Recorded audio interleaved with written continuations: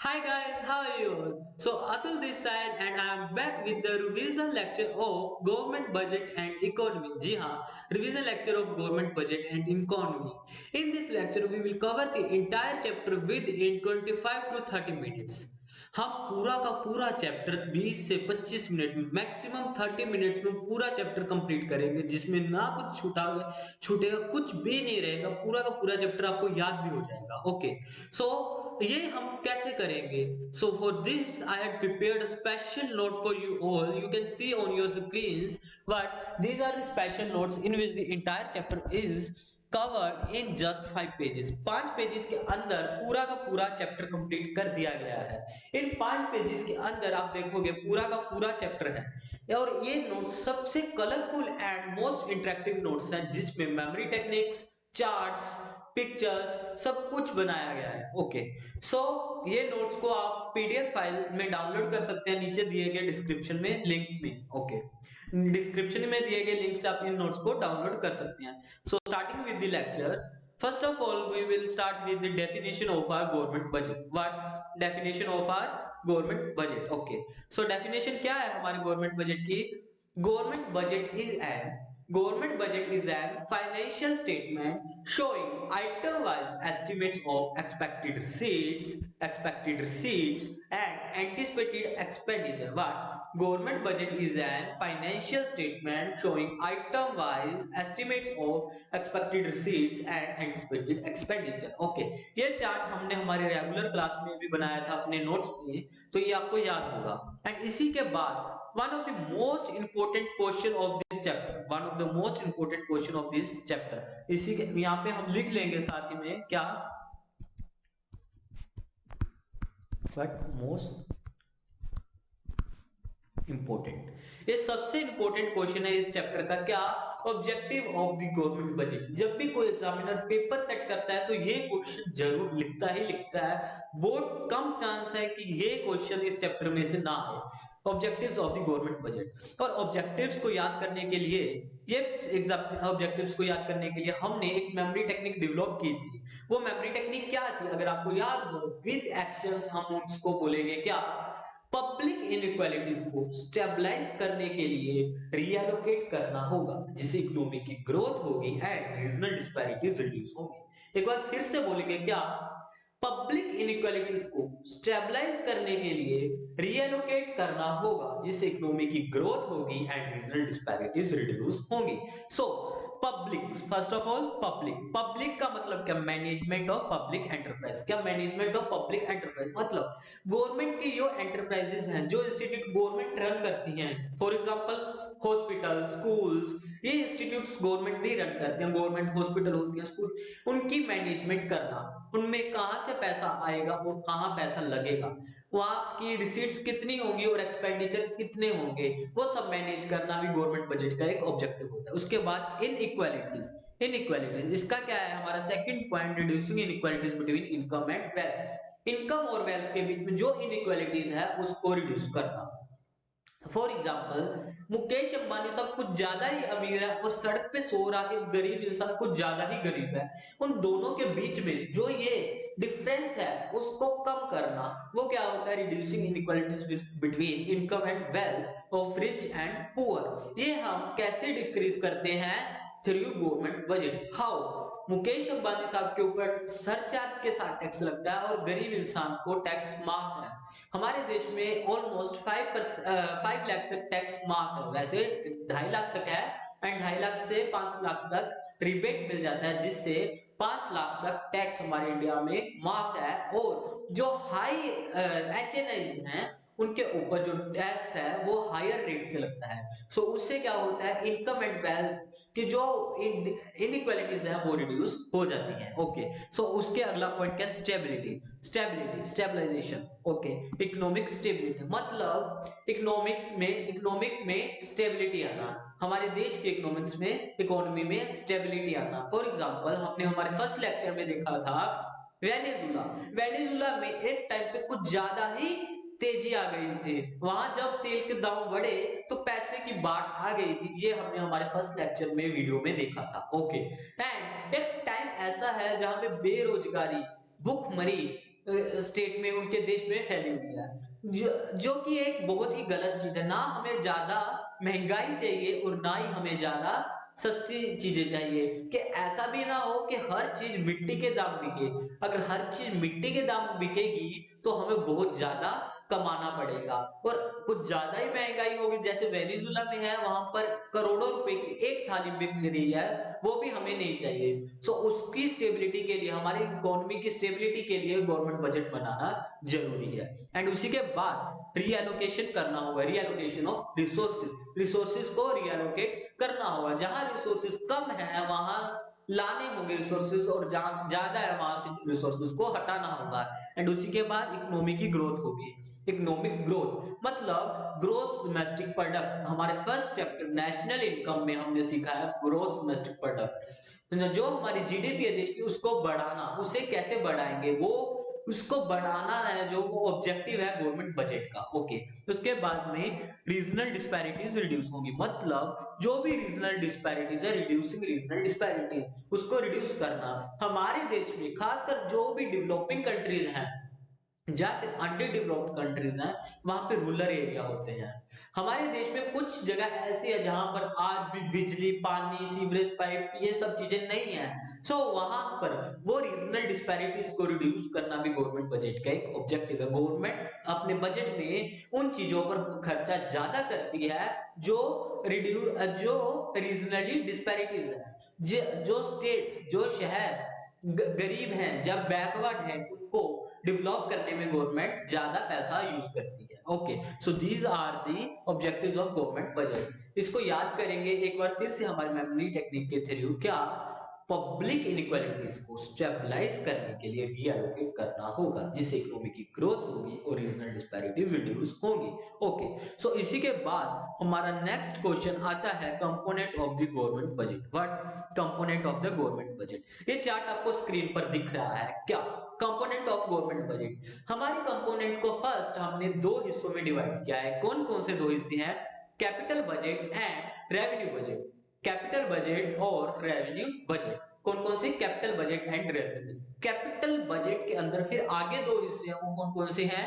Capital receipts and capital expenditure, और revenue receipts and revenue expenditure. क्या है? Capital receipts and capital expenditure and revenue receipts and revenue expenditure. Okay, so हम अभी इन चारों को, capital receipts, capital expenditure, revenue receipts, revenue expenditure, इन चारों को हम वन बाय वन पढ़ेंगे। सबसे पहले क्या है हमारा कैपिटल रिसीट्स? कैपिटल रिसीट्स क्या होती हैं? These are the receipts which either create a liability or cause a reduction in asset of government। मतलब या तो कोई लाइबिलिटी क्रिएट होगी या असेट कोई कम होगी। इसका मतलब क्या हुआ? हमारे देश की सरकार के पास पैसा आया, रिसीट्स हुई। ओके, कैसे होंगी? या तो कोई लाइबिलिटी बनेगी, पैसा किसी से उधार लेंगे, लोन लेंगे, बोरो करेंगे। अदरवाइज क्या होगा? कुछ चीज बेचेंगे। हमारे सरकार के पास जो सोना पड़ा है, जो गोल्ड, सिल्वर, डायमंड जो पड़ा है, उसको बेचेंगे, किसी इंस्टीट्यूट को बेचेंगे, किसी हॉस्पिटल को बेच दिया, किसी स्कूल को बेच दिया, किसी इंस्टीट्यूट को, किसी चीज को बेचेंगे जिससे हमारे पास पैसा आएगा, वो उसे हम क्या कहेंगे? Capital receipts.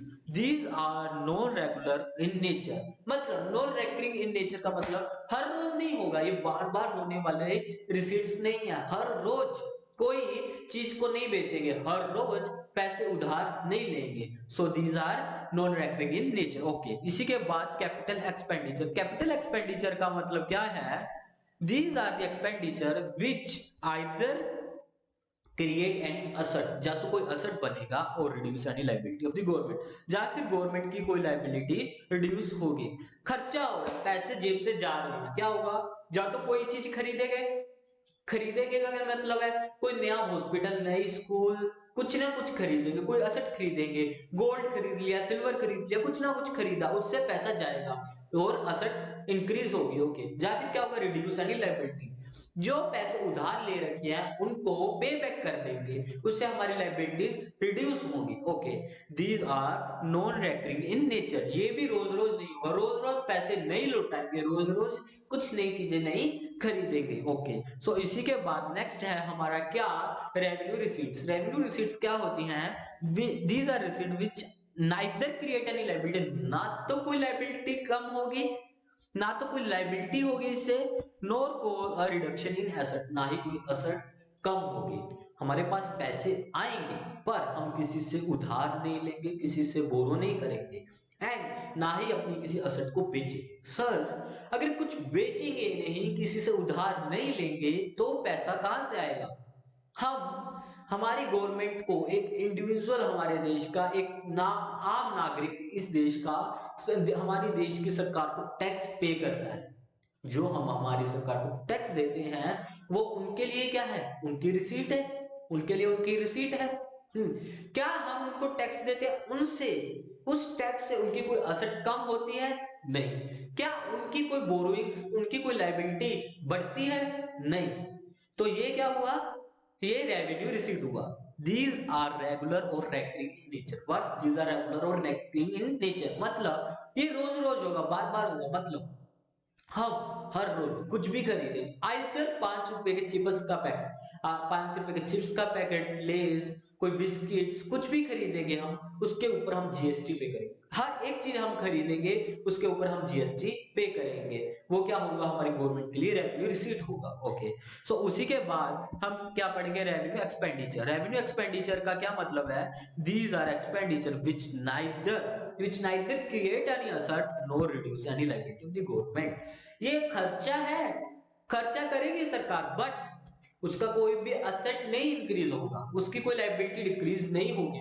सरकार ने खर्चा किया बट लेकिन कुछ भी खरीदा नहीं, कोई असेट नहीं खरीदी उन्होंने, कोई भी उन्होंने लायबिलिटी को रीपे नहीं किया, तो कहां पे पैसा गया? जेब से गया पैसा, बट लेकिन गया किधर? जो गवर्नमेंट हॉस्पिटल में डॉक्टर्स हैं उनको फीस कौन देगा? उनको उनकी सैलरी कौन देगा? हमारे पुलिस कर्मचारी को उनकी सैलरी कौन देगा? बॉर्डर पे खड़े जवान को उनकी सैलरीज कौन देगा? हमारी सरकार देगी। तो उनको जो उनकी सैलरी दी, क्या उस सैलरी से देश में कोई असेट इंक्रीज हुई? नहीं। क्या कोई लायबिलिटी डिक्रीज हुई? नहीं। तो वो क्या हुआ? हमारी revenue expenditure. Okay, these are recurring in nature. देश के जवान को हर महीने उनकी सैलरी देनी पड़ेगी, डॉक्टर्स को उनकी सैलरी देनी ही पड़ेगी। These are revenue expenditure. Okay, so these are the 4 components of the government budget. क्या है? ये 4 कंपोनेंट हैं। कौन कौन से हैं? Capital receipts, capital expenditure, revenue receipts, revenue expenditure, capital receipt, capital expenditure, revenue receipt and revenue expenditure. Okay, so इसी के बाद नेक्स्ट टॉपिक है हमारा types of budget. What? Types of budget. कितने तरह के बजट हमारी सरकार बनाती है? हम 3 तरह के बजट हमारी सरकार बनाती है। कौन कौन से? First is deficit budget. Deficit budget मतलब, डेफिसिट बजट मतलब नुकसानदायक बजट। क्या ये बजट सच में, क्या ये बजट सच में नुकसानदायी होता है? नहीं। इस बजट में लॉस जरूर शो होता है, जैसे यहाँ पर शो हो रहा है, लॉस जरूर हो रहा है, दिख रहा है ना? प्रॉफिट्स कम हो रहे हैं हमारे, रेड लाइन वैसे ही शो कर रही है, कुछ खतरा है। बट ये बजट हमारे देश के लिए हानिकारक नहीं है। जब ये बजट बनता है तो फायदा होता है देश के आम नागरिक को। वो कैसे? वो हमने हमारे लेक्चर्स में, हमारे रेगुलर लेक्चर में पढ़ा था। अगर आपने नहीं देखा, आई बटन पर क्लिक कर कर देखिए। ओके, सो अभी हम क्या पढ़ेंगे? डेफिसिट बजट होता क्या है? It refers to excess of total expected expenditure over total anticipated receipts। मतलब जो हमारे expected expenditure है, जो हमारे खर्चे हैं, उनका ज्यादा होना रिसीट से, वो क्या होगा? Deficit budget. Okay, there are 3 type of deficit budget. 3 तरह के डेफिसिट बजट होते हैं। कौन कौन से? First is revenue deficit. Revenue deficit का क्या मतलब है? These it refers to excess of total revenue expenditure। Total revenue expenditure का ज्यादा होना, किससे? Over total revenue receipts. Revenue receipts से रेवेन्यू एक्सपेंडिचर का ज्यादा होना क्या कहलाएगा? रेवेन्यू रिसीट से रेवेन्यू एक्सपेंडिचर का ज्यादा होना कहलाएगा revenue deficit. Revenue receipts and revenue expenditure के बारे में हमने कंपोनेंट्स में पढ़ा है। ओके, सो ये हमने पढ़ लिया। अभी इसी के बाद हम देखेंगे इनके इंप्लीकेशंस क्या हैं। अगर रेवेन्यू एक्सपेंडिचर होगा तो क्या होगा देश में? क्या चीज होगी अगर रेवेन्यू एक्सपेंडिचर होगा? इसी के लिए हमने हमारी एक मेमोरी टेक्निक को बनाया था। हमारे रेगुलर लेक्चर में हमने एक मेमोरी टेक्निक डेवलप की थी। क्या थी वो memory technique?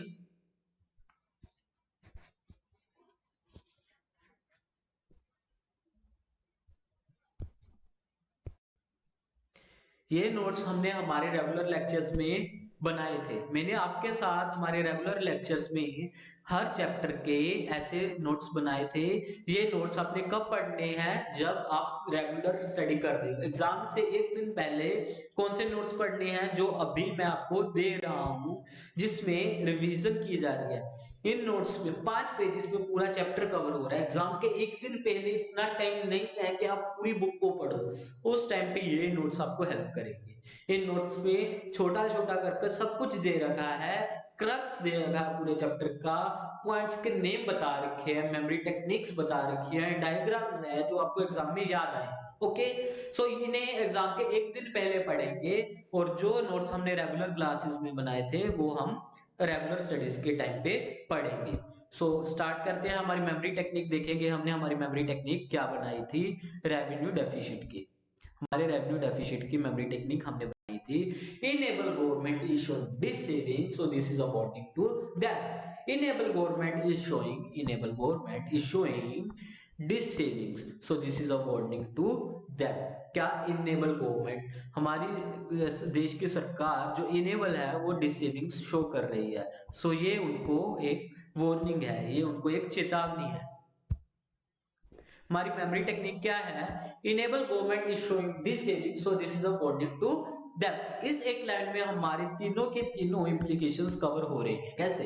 Enable government, inability of government to meet it regular expenditure. Government असफल है, enable government, inability of government is inability of government to meet its regular expenditure. Okay, so उसी के बाद government is showing this saving, government this save कर रही है, government के खर्चे ज्यादा हैं उनकी इनकम से। ओके, this is a warning to government either to reduce its expenditure or to increase its receipts। ये उनको एक चेतावनी है। Revenue budget, revenue deficit budget उनको एक चेतावनी है कि या तो अपने खर्चों को कम कीजिए, आइदर अपने रेवेन्यू रिसीट्स को, अपनी रिसीट्स को बढ़ाइए।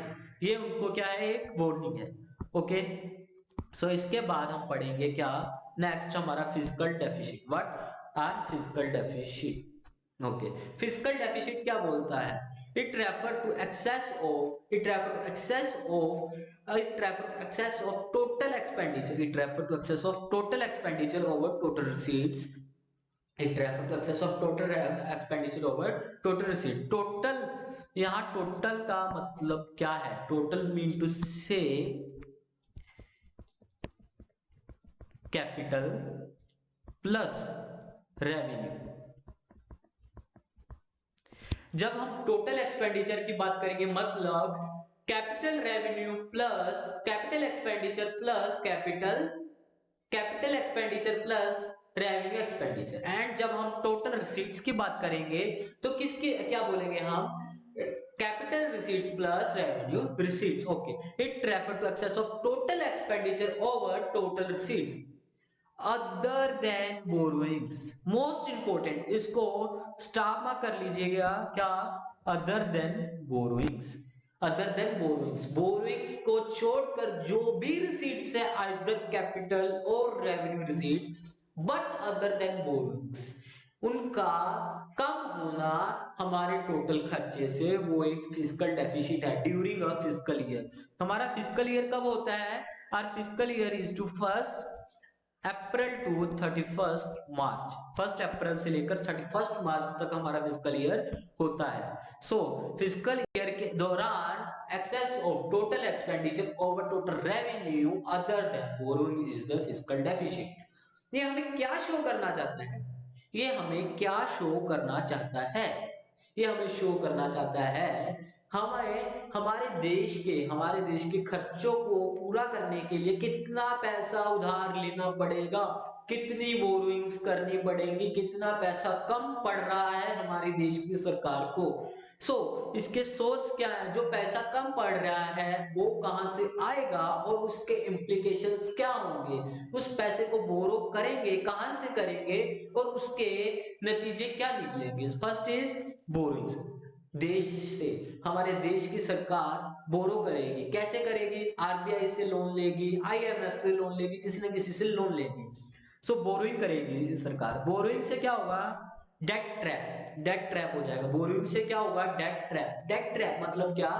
हमारी सरकार अगर बोरो करेगी, उससे हमारी सरकार डेट ट्रैप में फंस जाएगी, देश का कर्जा बढ़ जाएगा, फिर उसी के साथ कर्जा बढ़ने के साथ हमारे रेवेन्यू जो एक्सपेंडिचर है वो भी बढ़ेगा। क्यों?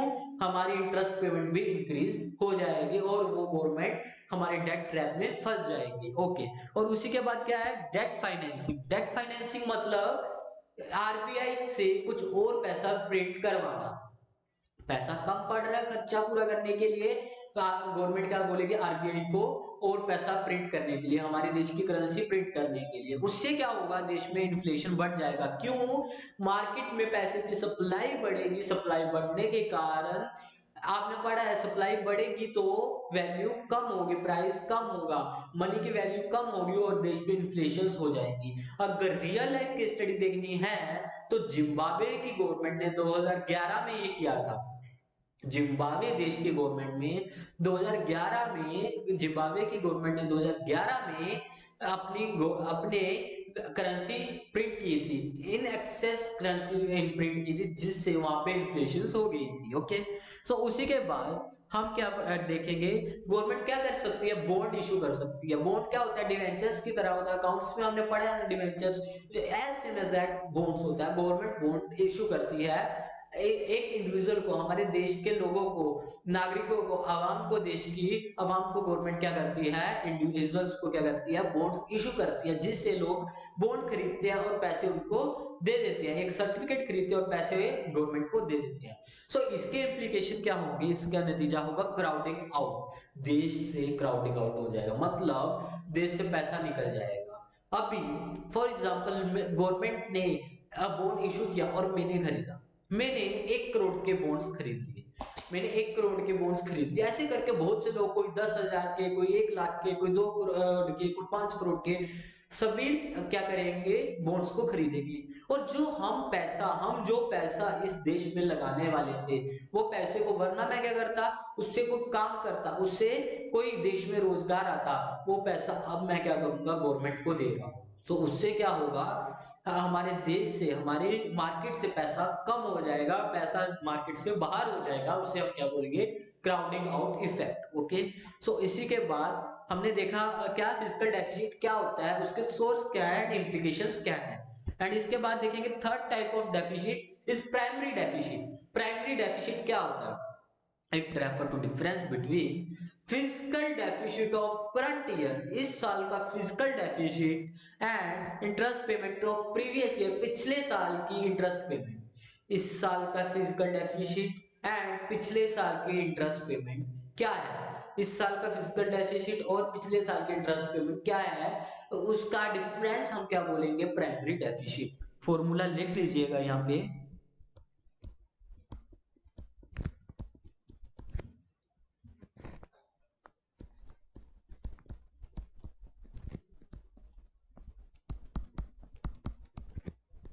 Physical deficit of current year minus interest of previous year, ये क्या है हमारा फॉर्मूला प्राइमरी डेफिसिट का।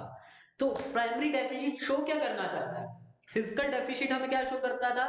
हमें कितनी बोरोइंग्स करनी पड़ेगी, हमें और कितना पैसा चाहिए। ओके, तो प्राइमरी डेफिसिट क्या शो कर रहा है? Physical deficit. फिजिकल डेफिसिट मतलब पैसा कितना चाहिए minus interest payment of previous year, पिछले साल का इंटरेस्ट पेमेंट, मतलब कितना पैसा हमें चाहिए और उसमें से कितना पैसा हमें इंटरेस्ट को पे करने के लिए चाहिए। हमें जो पैसा चाहिए वो किस कारण से चाहिए? हमें पैसा चाहिए, वो पैसा इंटरेस्ट को पे करने के लिए चाहिए या फिर किसी और कारण से चाहिए? हमें वो पैसा इंटरेस्ट को पे करने के लिए चाहिए या किसी और कारण से चाहिए? एट द इन कंक्लूजन, इस चीज का कंक्लूजन क्या है? प्राइमरी डेफिसिट से देखना क्या चाहते हैं? क्या हमारे देश की गवर्नमेंट डेट ट्रैप में फंस चुकी है या नहीं फंसी है? मतलब डेट ट्रैप क्या था? लोन लिया, ओके लिया, उसके बाद उसके इंटरेस्ट को पे करने के लिए फिर से लोन लिया, वो क्या है? डेट ट्रैप है। और प्राइमरी डेफिसिट हमें क्या शो करता है? हम डेट ट्रैप में फंसे हैं या नहीं फंसे हैं। मतलब हमें पैसे चाहिए, किसके लिए चाहिए? इंटरेस्ट की पेमेंट के लिए चाहिए या किसी और चीज के लिए चाहिए? अगर इंटरेस्ट की पेमेंट के लिए चाहिए तो हम डेट ट्रैप में फंस चुके हैं। Continuous physical deficit shows financial indiscipline in the country. Continuous primary deficit shows continuous financial deficit shows indiscipline, financial indiscipline in the country, financial indiscipline show करता है। ओके, सो ये तीन क्या थे? These three are the types of deficit. These three are the types of deficit budget. Okay. So इसी के बाद हम क्या पढ़ेंगे? Next type of budget, that is surplus budget and the balance budget. Surplus budget and balance budget. इनकी सिर्फ definition आपको पढ़नी है और कुछ भी नहीं करना है, इनके बारे में इन डीप आपको नहीं बताया गया है।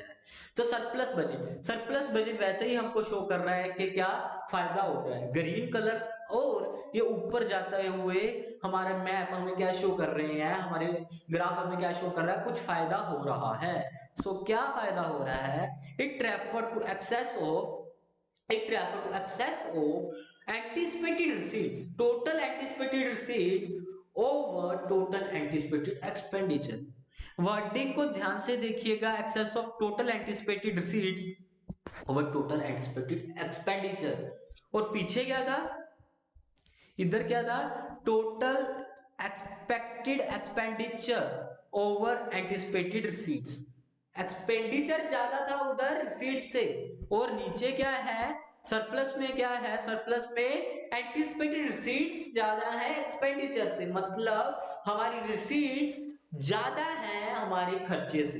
तो वह हम क्या बोलेंगे? हमें क्या हो रहा है? सरप्लस बजट हो रहा है, हमारा बजट क्या है? सरप्लस है। ओके, सो और उसी के बाद क्या है? बैलेंस बजट रेड और ग्रीन के बीच में क्या है? बैलेंस बजट वेयर, जिसमें क्या है? बैलेंस बजट में क्या होता है? बैलेंस बजट में क्या है?